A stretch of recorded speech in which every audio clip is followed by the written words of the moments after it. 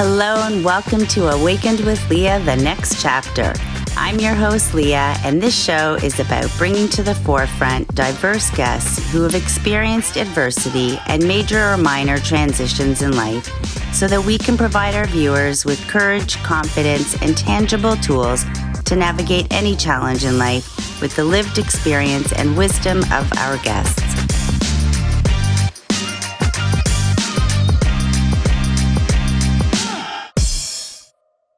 Hello and welcome to Awakened with Lea, the next chapter. Today we have Tasia Keeng. Thank you so much for joining us today, Tasia. Thank you, Lea, for having me. So Tasia is the founder of Lovelight Home Design and creator of the Holistic Harmony Impact System. Sounds intriguing. Is the Holistic Harmony Impact System? So the Holistic Harmony Impact System is really about where you have your space and you want quality of life. And everybody wants quality of life, but they do not realize or recognize how the space around them impacts that quality of life. So to put it in very simplistic terms, we always say the heart is where your home is. And if you're not healing and if you're not healthy in your home, it actually resonates with everything that you do, not only with your family relationships, but everything that goes on inside and outside your home. So when I design a space, I really want to make sure that we look at everything that goes on within the home. I use what I call the home harmony healing process, which has different components. And with that, I actually make sure that you are healthy. You reach a state of like a haven, you feel safe, and you're healing in your home, and you bring all of that with you because it's positive, you're prosperous, and you're happy, you're just joyful, because that's what everybody deserves. And I love the holistic aspect of it because it really is all connected. Yes. Yes. I mean, I don't use anything, if I can, that doesn't make sense. It's some of it is a little bit more scientific. So I use environmental psychology. I use Feng Shui, and obviously I use design. I'm trained in disability access because I'm a trained intervener for deafblind individuals. So I use sensory input and a lot of the training to train for anybody who just requires access in any shape or form. And at the end of the day, the home will look absolutely gorgeous, but it's not just going to look gorgeous, it's going to hold you and support you. It's going to be your soul space, basically. Wonderful. So, Tasia, can you share with us, what adversity or challenge you've experienced in life that deeply shaped who you are today? Wow, that's a that's a question. Um, it's a little bit of a story. So let me start. I was born in England, and when I was in my preteens, my father and mother decided to move us to Singapore. That's where my mom is from. She's from Singapore, and my father was born in Malaysia. And that was the start for me of a very traumatic experience. Now, some things had happened in England, but in Singapore, firstly, my parents got divorced. We were staying with my grandparents, who I didn't know. So in Singapore, if anybody knows Singapore, it's a tiny little place. We went there and we stayed with my grandparents. So imagine we had to stay in a room, all four of us, in a house, because Singapore has tiny little uh, buildings and homes. And then when my mom left, I was looked after by somebody who was foreign to me, who didn't speak the language. And I think what happened, because, if you imagine a 10, 11-year-old going to a different country where the culture is different, the people in Singapore didn't really accept me, first and foremost, because I was very different. I spoke with a Queen's English accent. I wasn't like the normal Chinese girl that they would see on the street. So I was very badly ostracized by everybody around me. I had no friends. I had nobody in school who would talk to me for the first couple of years. My teachers bullied me because I couldn't speak Chinese. They would humiliate me in front of the class and make everybody laugh at me, which was not pleasant. And on the street, I tell people this, the citizens would spit at me when I couldn't speak the language, when I couldn't speak any dialect. And at home, I was now among people that I didn't know I had, because I had no friends in school and I didn't really know my father and my mother's family, because I hadn't really, I mean, I had met them, but when I was a baby or very young. These were family that I literally had no connection to. And my father and my father has always been very abusive towards me, but because when my mother left, I guess with all the things that were going on, he became extremely abusive. So he was um, not only physically abusive towards me, like really abusive. I had my face kicked in. I had to go to hospital a couple of times. Um, he was also emotionally and mentally abusive. So in a way, he would tell me how stupid I was, how useless I was. He would compare me to everybody else under the sun. And when I was 18 years old, he got married, remarried, which was great for him. But because he wanted to start life with his new wife and start a new family, he abandoned me and my brother in Singapore because we weren't citizens. We weren't even permanent residents there. So I was probably 18, my brother was 12, and he literally left us there in a country that wasn't ours. Now, at the same time, my mother has always had difficulty with me. And I came to know later in life, like in my early adulthood, probably the reason why, because I didn't understand it in my teenage years. I realized I was told that I was an accident, and maybe because of the trauma that my mother had with my father, maybe I'm probably a trigger to her, because in the last, like throughout my entire life, she has had extreme difficulty understanding me. I trigger her. So when I trigger her, she emotionally reacts towards me.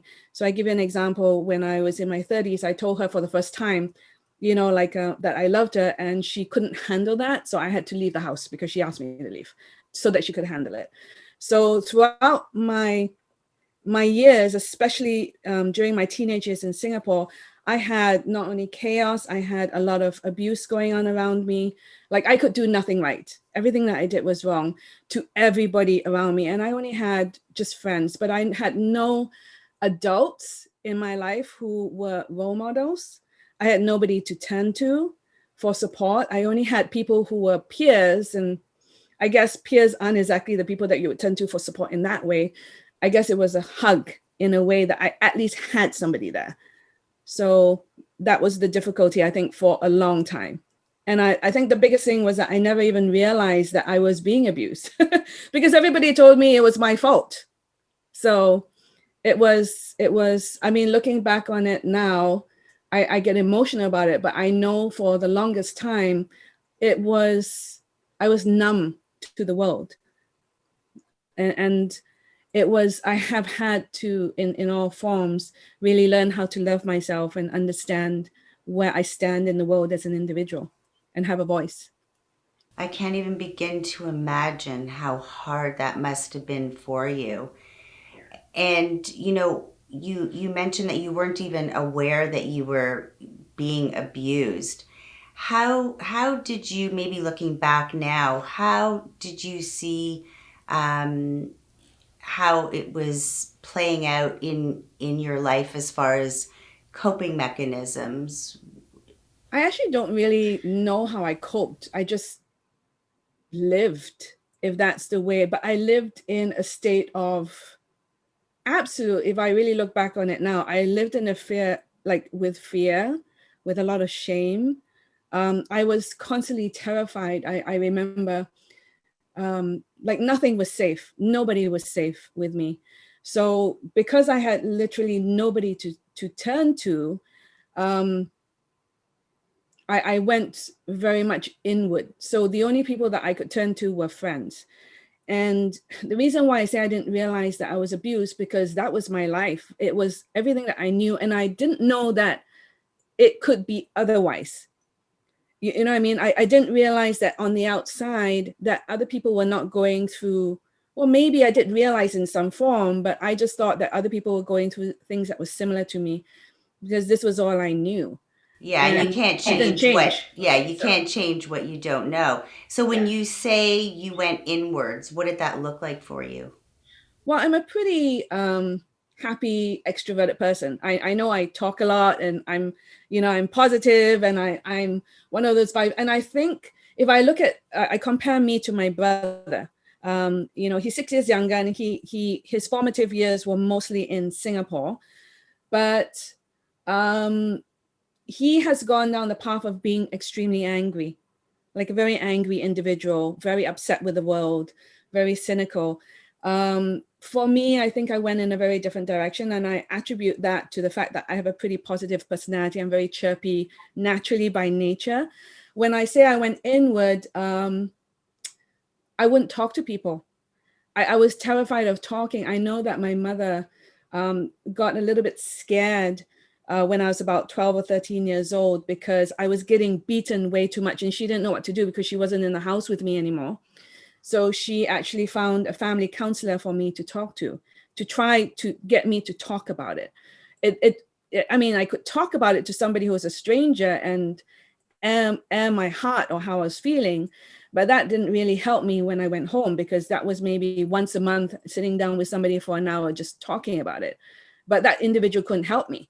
That individual couldn't save me from, how I was being beaten, or how I was being talked to, or the fact that I didn't think I was worth anything.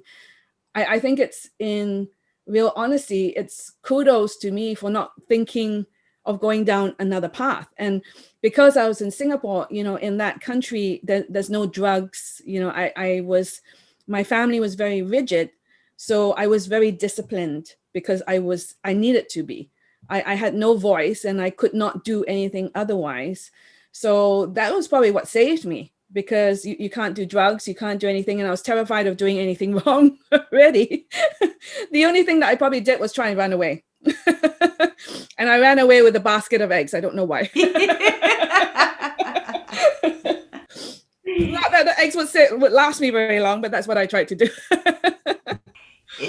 So that was a survival mechanism for you, and it's very common for people who have had trauma in their life to show up in a way of either giving our power away to being silent, or in anger and resentment. And so it typically can show up one of the two ways until we have enough awareness that what we went through, it was not the way it should be, not the way it needs to continue.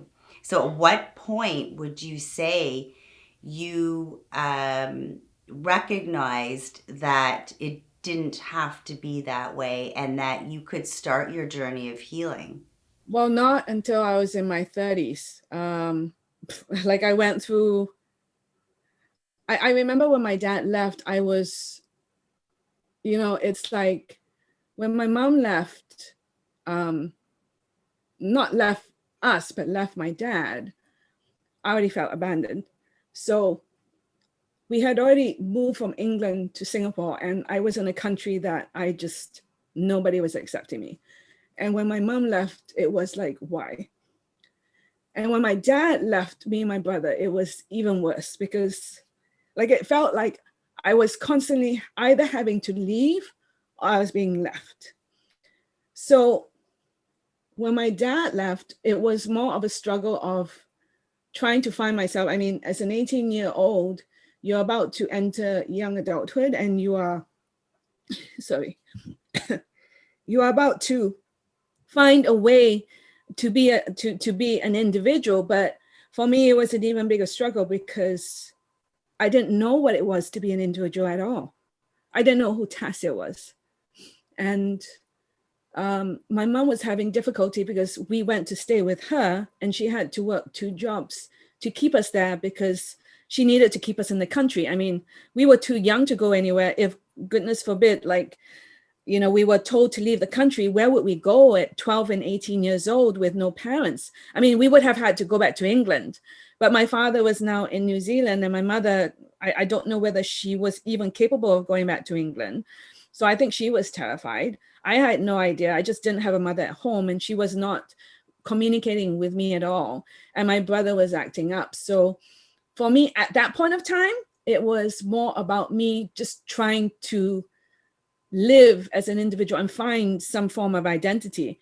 And it was the first time, because you have to understand, Leah, that before that, I had no voice. When I say I had no voice, when you talk about being silent, I was silenced.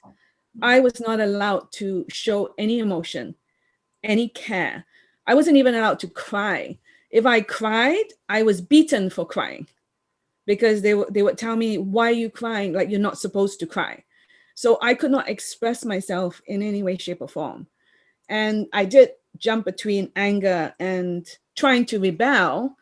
I rebelled against everybody on the outside world, because everybody was telling me, you need to be Singaporean. I'm like, but I am not Singaporean. I wasn't born in Singapore. I don't understand the Singaporean way. I don't understand how it is to be Chinese in the way you want me to be Chinese. And everybody, if you know anything about Singapore, everybody needs to conform. And they were trying to force me into a mold. And I was trying to rebel against that. So I was angry at everybody, but I wasn't being a victim. I was just trying to find a way to stand for myself. And The it only sounds time, like you had no identity. no, It's like you were being pulled from everybody else's beliefs of what your identity should be, and you were in the middle trying to figure out what your identity is. But I also want to circle back to what you said, that it took until age 30 to start to make these wonderful changes that you made, which is a testament that it's never too late. oh no, never. I will say this in a heartbeat. And how I got to understand this was, I went to a course in Singapore. It's called Asia Works, and it literally is about how you become a leader in your life, and it's not just about business. But what they did was, through going through those courses, they make you address what you know about yourself, what you don't know about yourself, what you think your challenges are. And through the going through the course, I realized that I was abused. And I realized that I had absolutely no love for myself. I didn't even understand what loving myself was. I literally imagined myself being in a grave, and my parents looking down on me, and my family looking down on me and going, good riddance. Like, that was my thought, because nobody in my scope, even though I had, like, friends, I didn't understand what it meant, because of the way I was trained to be, what it meant to actually believe in myself. And how it showed up was that, even though I was really successful, I put myself through school, because my father didn't want to send me to university. So I actually went and worked many jobs, and I put myself through night school, and I struggled, and, like, pushed myself through the career to reach as high as I thought I could go. But what was happening was that, because my father had always compared me to everybody else and told me how I was less, always less than even my neighbor's daughter or my cousins or the people of his friends, everybody was better than me. On a subconscious level, I believe that. So everything that I did in my life was only up to 97 and 9% of effort. And then I didn't believe that I could actually reach make that 2% and reach the 100% of everything that I was doing, because I didn't think I was worth it.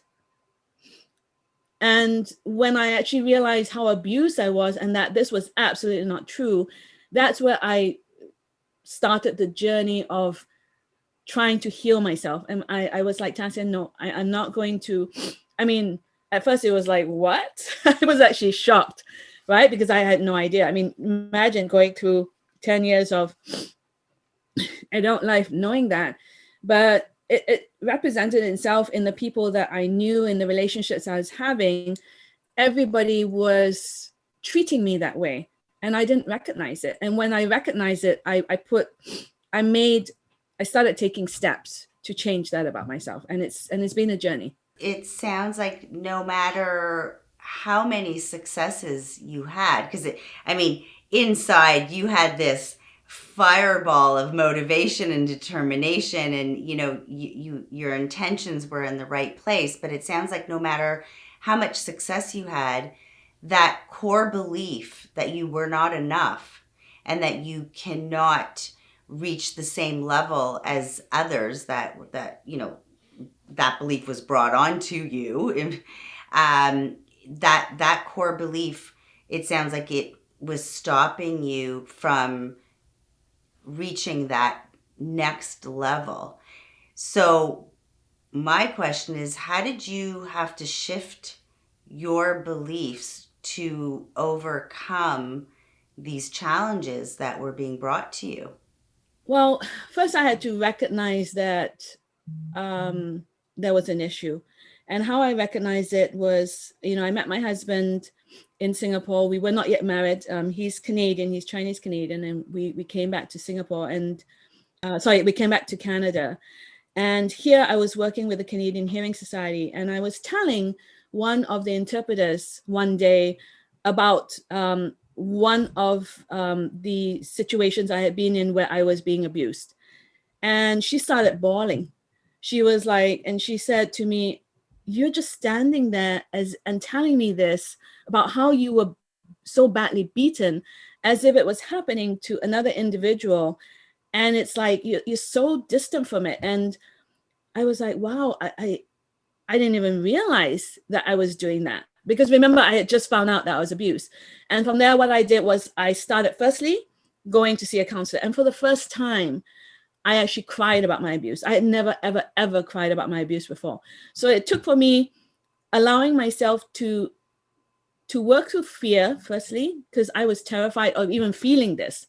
I think I had put up such immense walls to defend my heart, to defend my mind, so that I wouldn't break down or that I could fight. And it makes sense that you would be disconnected from the events that occurred because you were taught that showing emotion is not okay. Feeling emotion is not okay. So it makes sense naturally, even if it's not on a conscious level, that subconsciously you disconnected from any of the events that occurred as a survival mechanism. And it's funny because in every other part of my life, I've always been loving. People have told me I'm a very loving individual. In Singapore, I was volunteering with the deaf already. I had lots of friends. I would go out of my way to do everything for everybody, but not myself. So it's, when you asked that question just now, what other steps I've had to take, I've had to learn how to love myself. I think that's the biggest thing. That's the biggest challenge, because, and I've had to also learn that it's okay not to be perfect. My parents have shown me that when I wasn't perfect, I would be punished.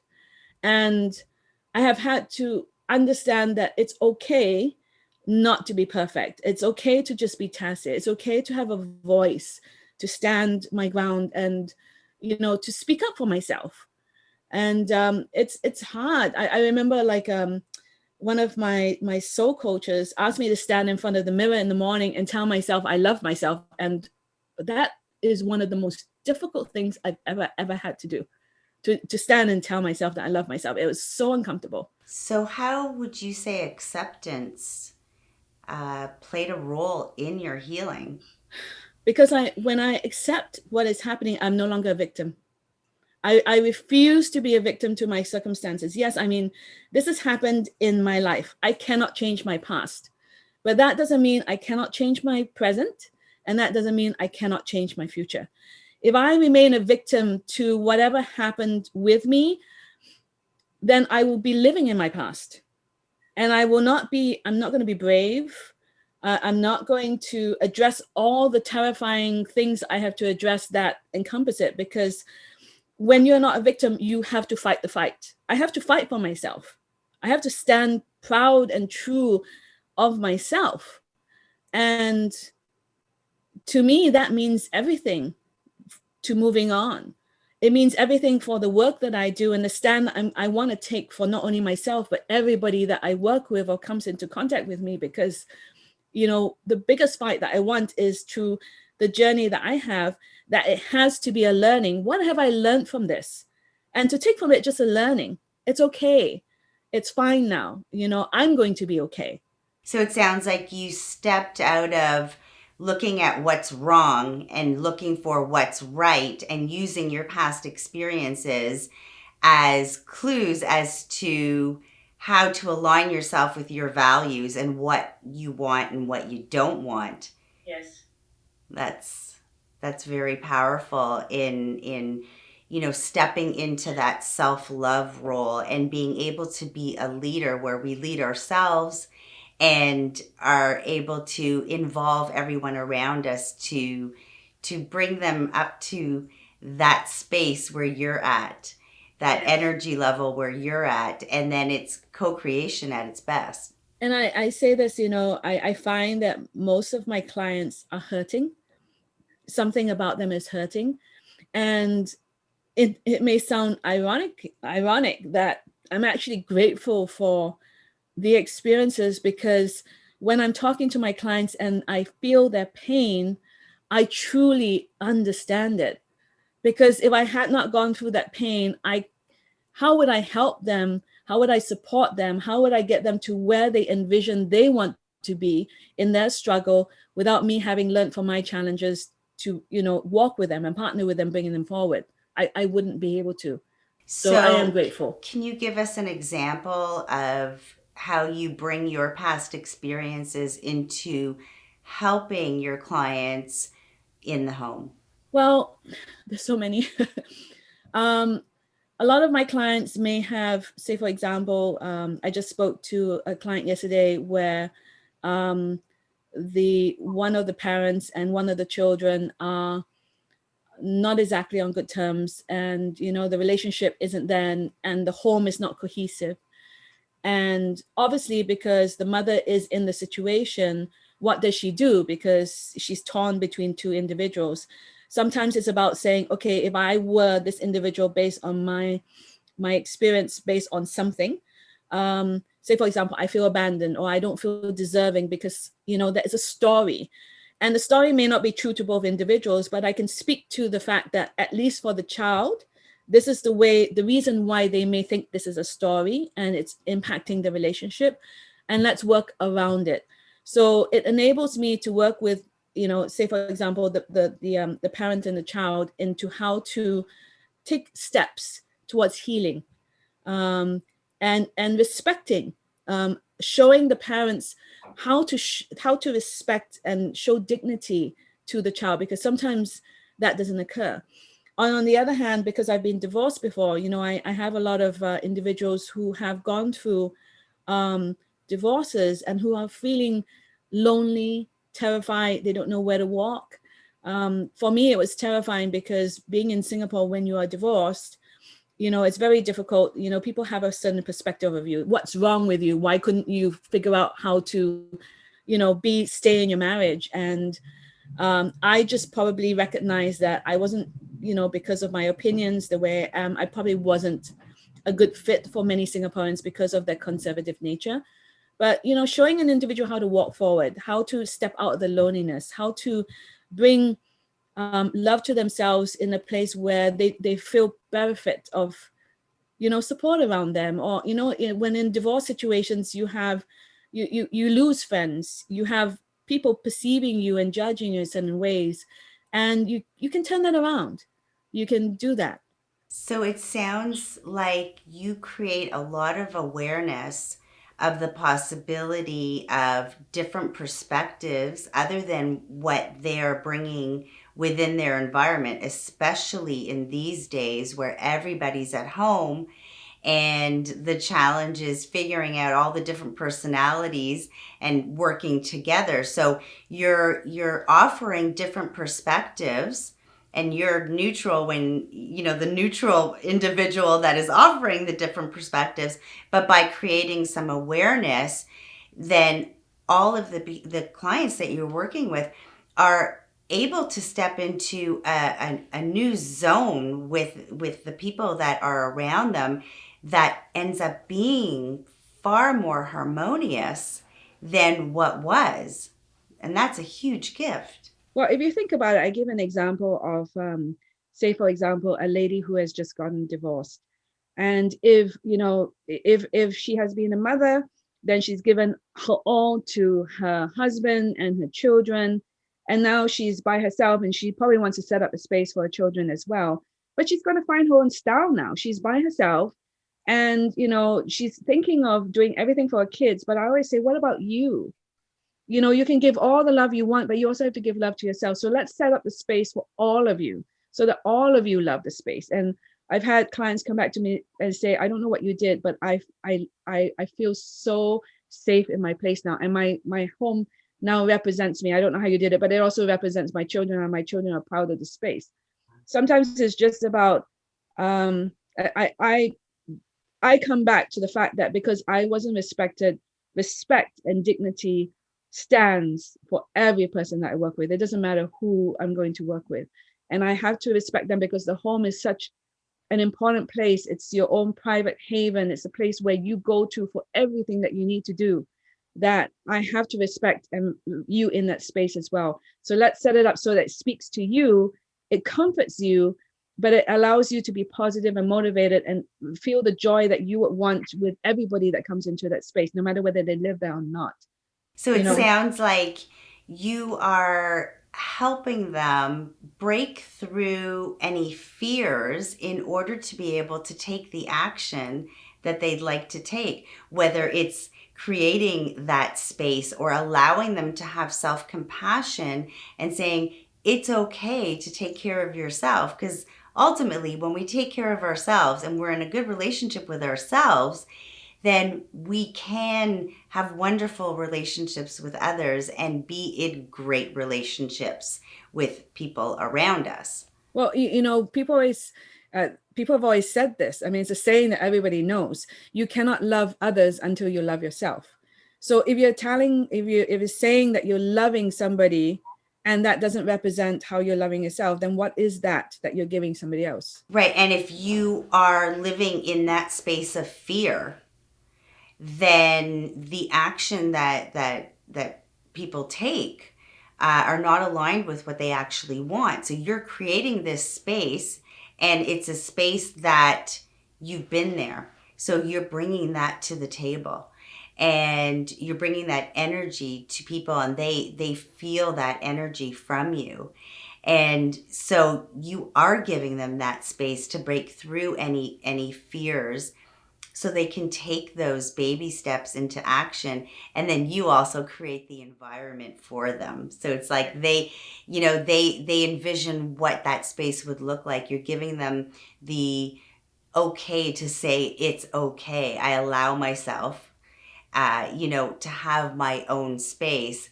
And then you take that vision, and then you bring complete happiness and joy to that space. People tell me that at the end of the day, everybody tells me they want a place that's peaceful. They want a place where they can just enjoy their home. And, especially for anybody who has had challenges, and all of us have had challenges in one way, shape, or form. I never compare the challenge, because everybody's challenges, some people always say, well, somebody has had, people who've heard, say, for example, who have heard my story, they say, well, your story is very tragic. And I say, well, everybody's challenge is just different. It impacts you in a different way. And the reason why I say that is because at the end of the day, when you want to come back to a place that supports you and holds you, the one thing you don't want is chaos. You want peace. And if your home is chaotic, or if you're feeling chaotic, maybe you're living alone and you're feeling chaotic, how do you go out and exist in the world in a state where you're not feeling lack, where you're not yourself feeling chaos? That's right. And it's, I want our viewers to know that it is absolutely natural that whatever you're feeling, acknowledge and validate it, because that is how you feel. And it doesn't have to be a severe tragedy to be able to say, I'm feeling this way. So it's not the extent of of any type of trauma that you've been through.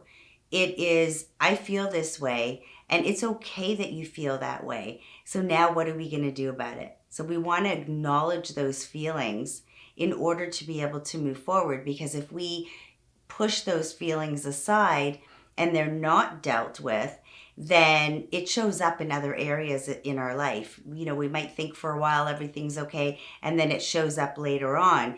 So it's not for those that have only been through major tragedies. It is for anyone, for whatever reason that they might not be aware of right now, but they're feeling, they have this belief, and they're not feeling uh, good enough, smart enough, skinny enough, pretty enough. It doesn't matter what the thought is.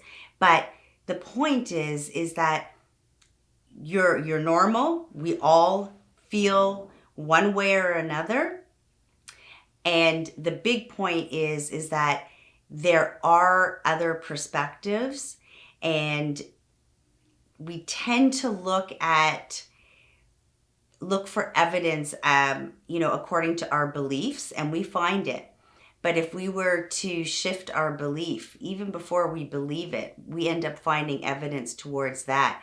So it is about acknowledging it and knowing that there are other ways, and there are many ways to retrieve the support in leading you to the space that you actually want to be. And ultimately, like you said, we want peace, we want happy, we want fulfillment, we want calm, we want joy. So let me ask you, what would you say is the most significant lesson that you learned, and what message can you share with us? I was thinking about this. I'm sure that there are a lot of people out there. I'm just one of millions and millions of individuals, especially ladies, who have, either because of culture or because of society or because of something, we've been told that we can only be a specific way. Whether or not we have been abused or challenged, or we have created stories around this talk, it's just self-talk. You can overcome this. My biggest lesson was that I am strong. I am Tasia. Like that, no matter what somebody says to me, the only person that can change my life and impact my life in the greatest way possible is me. No matter what the disadvantages are, no matter what the circumstances are, I can do something about it. I just need to take the step to doing something about it. And to everybody out there, no matter what, you've gone through, whatever circumstances you're feeling, as you said, Leah, acknowledge it. It doesn't matter what it is. I've with working disabilities, I've had mothers and parents who feel guilt thinking that they did something wrong because, their child or somebody around them is a particular way. No, there are, to change your life and the people's lives around you, make that change first for yourself, and then take the steps as you're changing yourself to change the lives of everybody around you, because it is possible. Don't think that it's not. And don't throw your life away thinking that you don't deserve something, because every single soul who lives on this earth is deserving to be here. And we're not, there's no such thing as a pure life that's going to be all happy and joy and, I don't know, roses and rainbows and whatever. No, we'll all go through our challenges. But I encourage you to find your own strength, to find your individuality, to be proud of yourselves, to know that you are worth everything that you get, and not from the point of being narcissistic, but really looking at yourself and saying, I can love me, even if you can't right now, or you're having difficulty doing that, to say, I am still going to try to love me. I will find a way to eventually love myself so that I can step forward and be the light that shines for every single other person that I come across. Because you make a difference. Sometimes from a smile, a voice, you do make an impact. And I've learned that. It's a wonderful message, and it's a deep message of acceptance, ownership of our whole identity, and working through the different beliefs along the way. Thank you so much, Tasia. You know, a lot of wonderful messages through our time together here today. And I have no doubt that all of your messages will be very supportive to our viewers. And I want to thank you for being here and for your courage to openly share about your experiences with us. Thank you so much, Leah, for having me. It's I must say I was a little bit nervous coming on because I didn't know who is going to watch this, but the message for anybody who can hear it is more important. And I just want to pass on that courage to everybody else. You know, love yourselves and be courageous, be brave. Love it. Thank you. And I appreciate that. And to all my viewers, thank you very much for being here. And I look forward to sharing this space again with you next time.